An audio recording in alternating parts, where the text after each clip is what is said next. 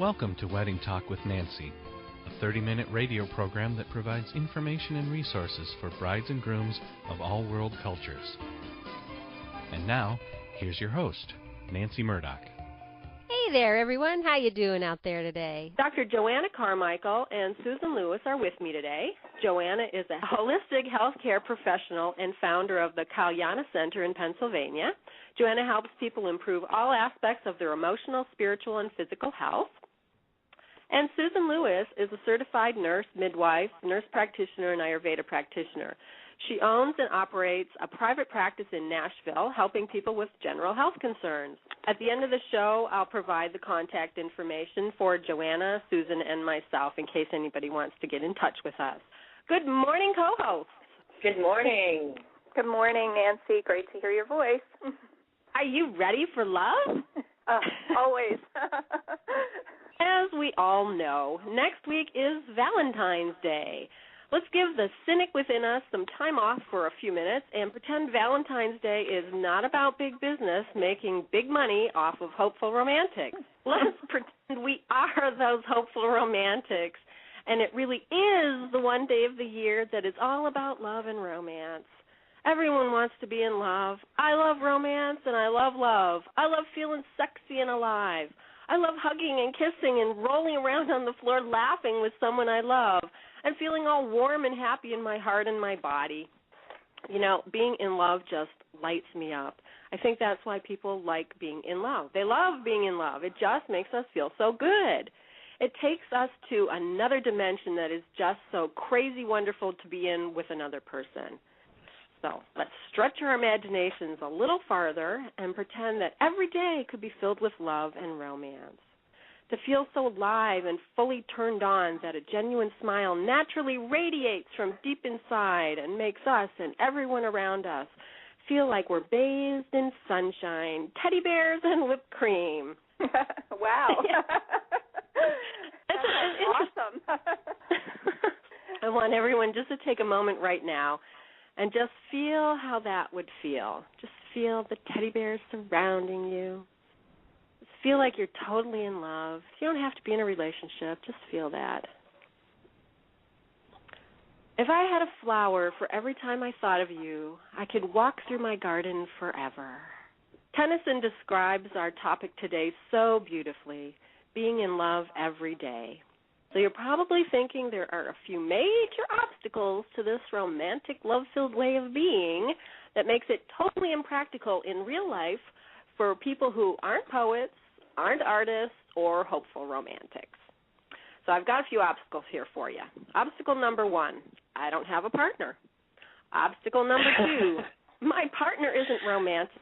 I don't have time. It's impossible with kids, work, dinner, and daily chores. It's just too much effort. My personal challenge is obstacle number 1. I don't have a partner. And come to think of it, Joanna and Susan don't have partners either. We're all single babes out here. Not that we're looking or not looking, and that's not really the issue here. How do you have that falling in love feeling every day if you don't have a partner?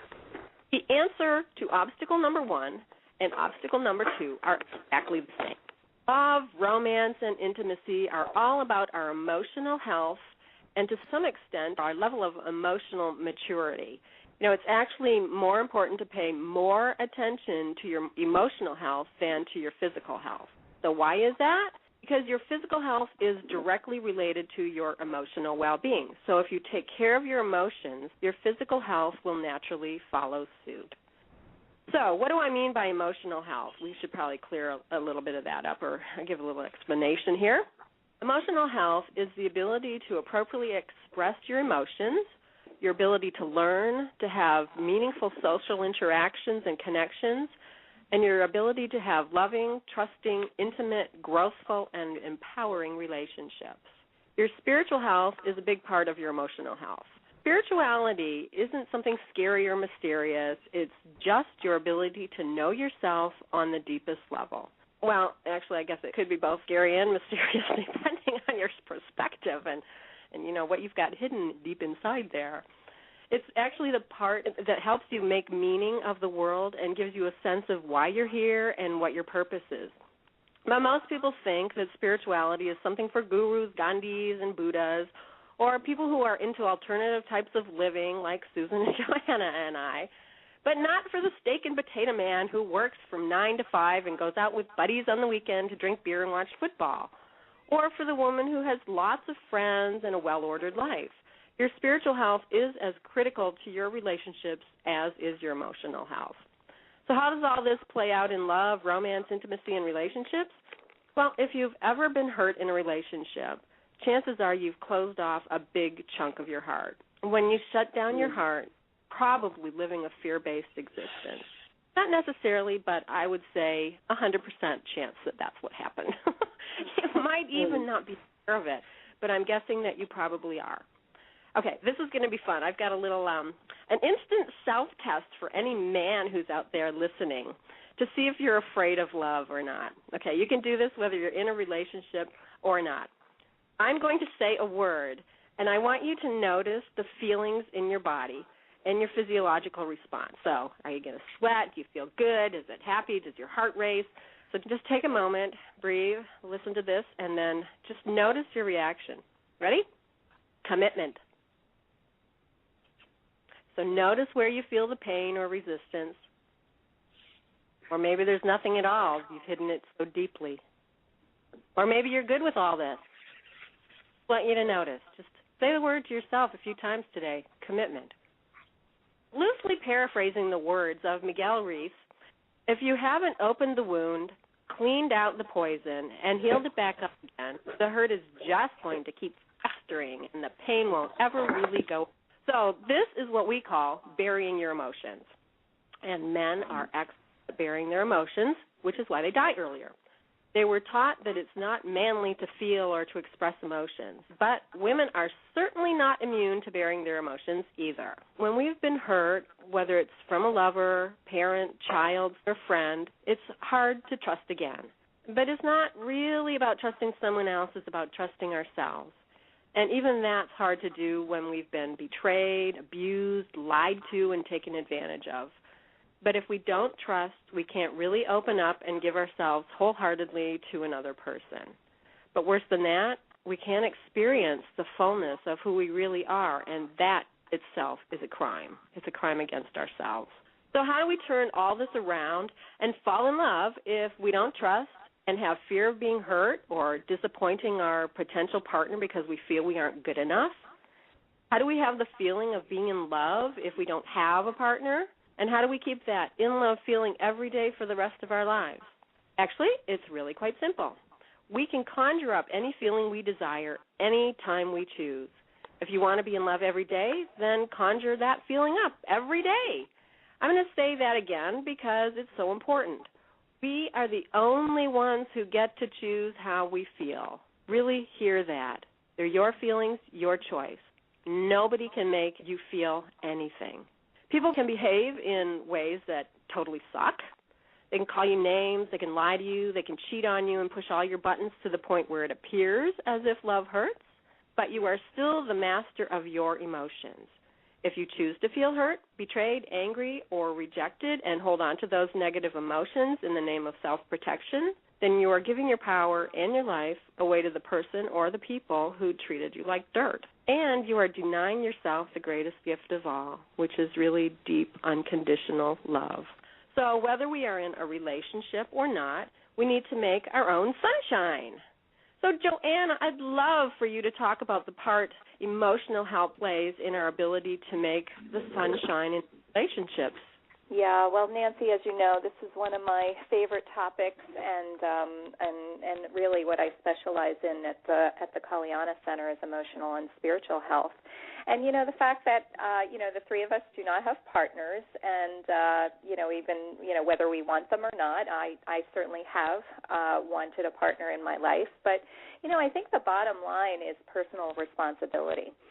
Personal responsibility for our physical health and also our emotional health. And as you so rightly said, your feelings are your responsibility and your emotions are your responsibility.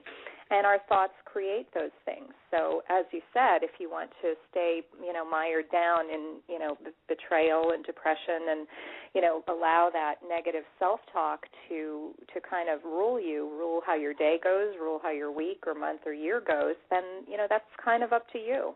But, I like to really try to empower people to take personal responsibility. Every human being shares a fundamental desire to be happy.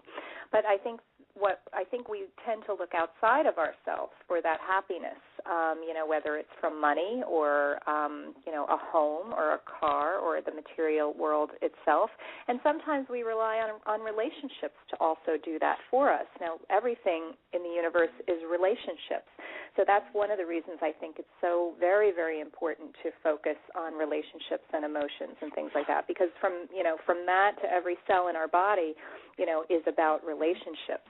And so from the time we're small children, we've learned, unfortunately, to seek happiness outside of ourselves, or we're looking for that person to fix us or to be the, complete us. I hear that a lot. He completes me. And it's so, corny. And believe me, I'm a hopeless romantic myself. But as I've learned from being alone for so many years after a divorce, is that it's my personal responsibility to make myself happy, but also that it's my birthright and that it has to come from within. And it can't be from the external things that are always changing. Money, you have it and then you don't have it. A home, you have it and then you don't have it. A relationship, you have it and then you don't have it. Life throws us all sorts of curveballs.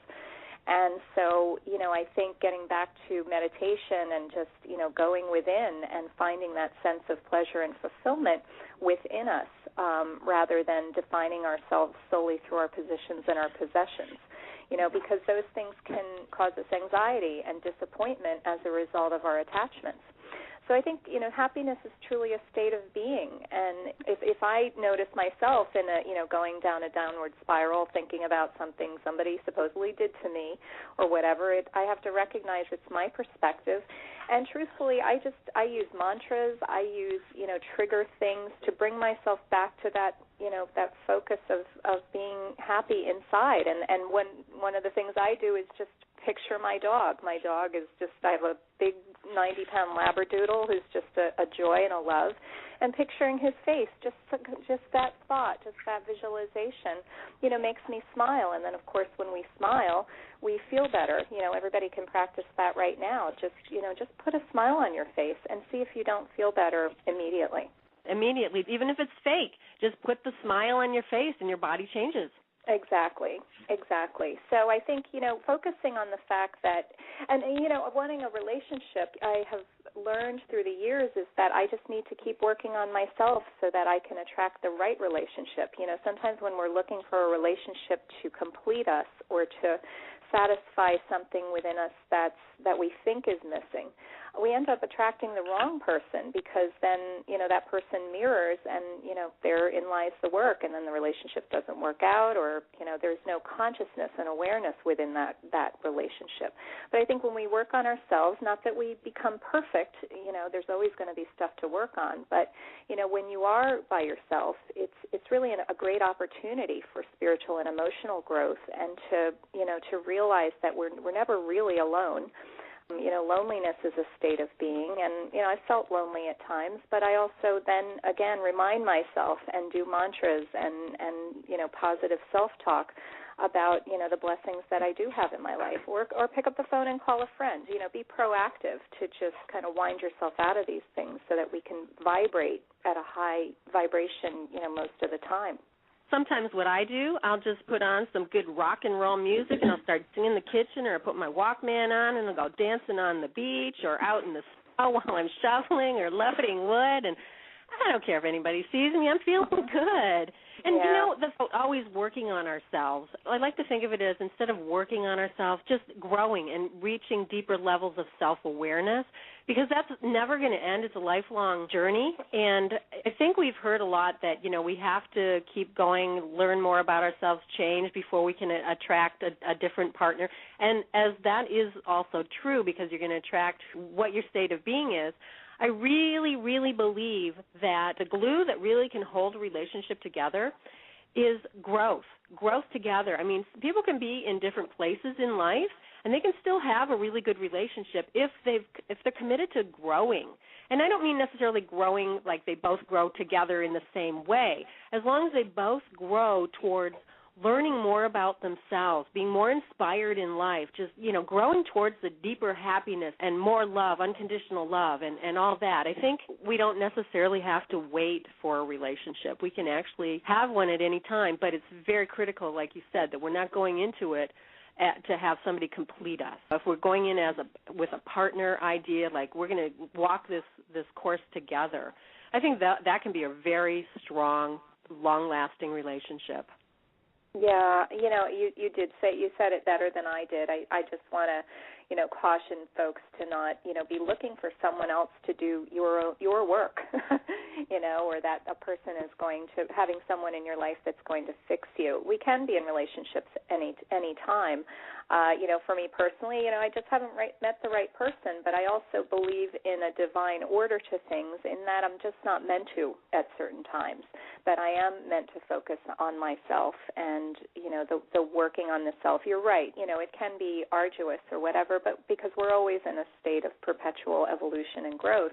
And it can be a really fun journey, learning different things about yourself, whether alone or with a partner. But you're right in that, finding the right partner who you're going to grow with. That doesn't mean there's no conflict. That doesn't mean that there aren't going to be things that, will happen that will cause disturbance. But if you both enter into it with consciousness and with awareness, then it can be a really beautiful, I think intimate relationships is one of the best places to experience your spirituality.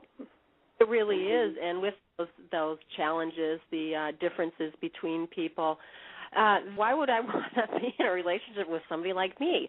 Yeah, I like me, but I'm already in one with me. I want somebody who's different than me, somebody who's going to push a few of my buttons, not too hard and not all the time, but so I can grow. And to be honest, right now I want it easy. So if there's no button pushing for a little bit, I'm fine with that. But it would really make for a dull relationship, I mean, because where's the growth there if you're not coming up against edges? Exactly. And I think when too many buttons are being pushed, it's definitely something to look at. And relationships can be very simple or they can be very, very complex. And I think, we really need to tune into our heart, but tune into also our intuition. Do things feel right in the body? Our body is very, very intelligent and tells us when something is not right. And so I think listening to the messages that we're being sent, on a 24/7 basis becomes very important to discern, how things are going. Is this the right relationship? And relationships have, expiration dates, I think. I've seen this, I forget what the quote is, but, sometimes relationships are there for a reason, a season, or a lifetime. And, I've had very intimate conversations with people on an airplane, all the way to the West Coast that were very meaningful, very intimate, and I never saw that person again. But it was a meaningful relationship for 6 hours, and other times, a marriage can last a certain amount of time, or any relationship really, a friendship. And certain things, can happen. The betrayals happen. People leave through sickness and death.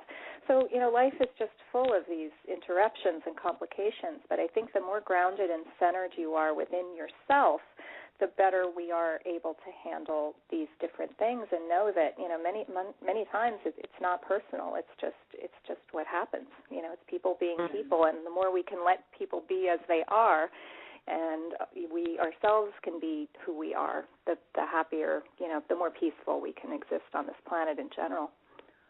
Right, and I think also that we have, just like our emotions and the state of being or our attitude that we can choose, I think we can actually choose to have a relationship be long-term if we want it. I mean, it takes both partners to choose that, but, when they choose it, they can actually make it happen.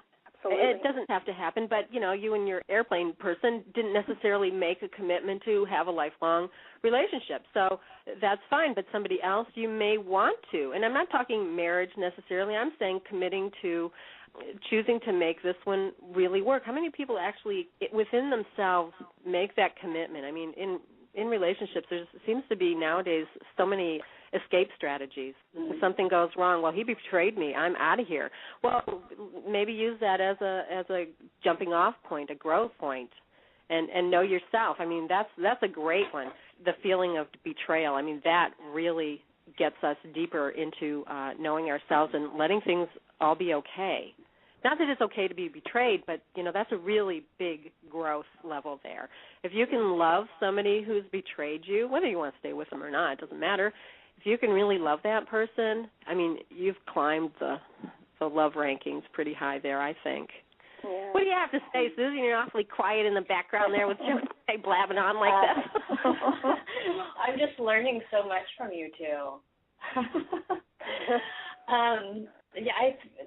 The word that keeps coming back to me over and over again kind of has to do with your beginning quote about how courageous a person needs to be in order to, be in love, and that includes being in love with oneself. So, I think that really it probably takes more courage to love another person, but there's also the courage of not feeling sorry for yourself and to see your strengths and to be able to evoke whatever loving feelings that you have within yourself every day. And so, my sister and I were talking yesterday about how easy it is to look at other people's lives and see that they have it together, the perfect relationship and things like that, but we really don't know what's going on behind the scenes. And it's the perfect opportunity for us to, when we find ourselves doing that, to have the courage to look at our own lives and our own strengths and to muster out the most positive aspects that we can at that time. So the word that keeps coming to me is courage, and there are a lot of ways that a person can access that, in the ways you guys have mentioned, singing songs you love and picturing something that you really love can help do those things every day. Right, and you're right, Susan. It really does take courage after you've been hurt, and we've all been hurt. I'm not denying nobody has probably gone through life without being hurt. It takes a lot of courage to keep your heart open. I actually focus on that.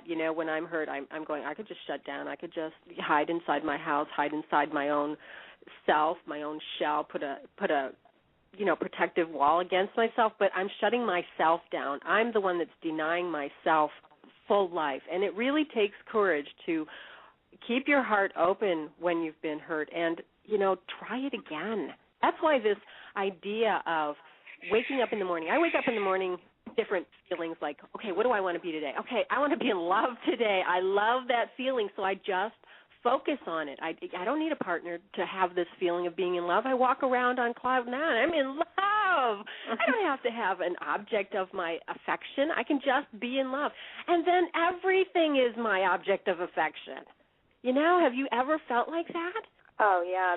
That to me is what, the feeling of being in love is what connects us with our divinity most deeply, because we see perfection in that person. We see perfection in everything.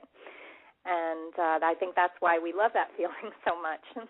Right, and it's easy to have. People think you have to actually have a partner for it, but you don't. You don't. And it's not even fake, because you can choose how you want to feel. And I'm sure most of us have been in love at some point, and we can just go back to the feeling of how did that feel, that openness, that aliveness, that, that feeling that you just want to go and hug everybody and say hi and jump up and down. As you can tell, that in-love feeling today. Well, good. It's good timing. and we can bring people into this feeling, too. We can uplift them with our own, we can infect people either in a negative way or in a positive way. We can have them go away feeling like, wow, I feel really good. Or, I didn't feel really good when I was with that person. So, we can infect people, and I like to infect people with positive jujubes. Yeah. So anything else you wanted to add here, Joanna, about how we can, how our emotional health can keep us in that in-love feeling? Well, I think we as human beings we all have needs, beyond the physiological hungers that we have, but the fundamental human needs of attention, affection, appreciation, and acceptance. I think those are really important. And sometimes I think I'd just like to speak to the fact that being in right relationships. There are, when I was talking about relationships having an expiration date, sometimes they reach that expiration date and there's signs and signals, and we stay in relationships that are toxic to us. And I think that that's an important, thing to be very aware of as well, is that toxicity comes in all forms, and sometimes it can come in relationships as a sign that that relationship needs to take a different form. It doesn't mean we can't love that person, but it may mean we need to release that person, and they need to release us. So, and when we're having, when our needs are met, we feel great. When our needs are not, we feel distress and pain and sadness. And so, again, that tuning in, within ourselves, really getting to know ourselves intimately, being in love, falling in love with ourselves first, I think is the best thing I can say about trying to attract that right person or right relationships in general, is feeling good about ourselves. This has been the fastest show ever. We've only got 1 minute left, so I'm going to say thank you so much, Joanna and Susan, for sharing your love with us today, your words of wisdom. And once again, this has truly been an honor. If you want to connect with Dr. Joanna, she can be reached at thekalyana.com, and Susan can be reached at NashvilleAyurveda.com. I'll leave you with this lovely quote by Pablo Neruda from the book 100 Love Sonnets.